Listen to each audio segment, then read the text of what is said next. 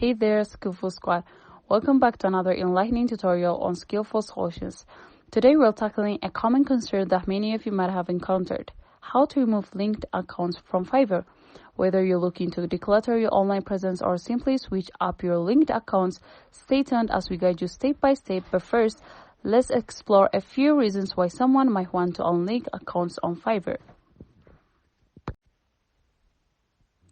You might want to remove your Facebook account link from Fiverr for privacy reasons, to streamline your online presence, or perhaps to update your account affiliations.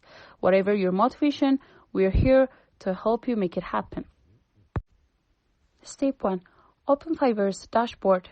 Alright, let's dive into the process. First thing first, log into your Fiverr account and open up your dashboard. This is where we will see the results of our efforts at the end.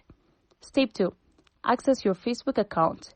Now, head over to your Facebook account. We'll be working from here to remove the link. Step 3. Navigate to your Facebook profile.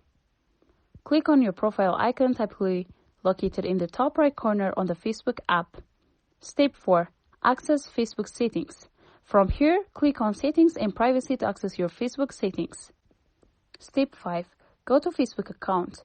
Now click on Settings to delve deeper into your account configurations. Step 6.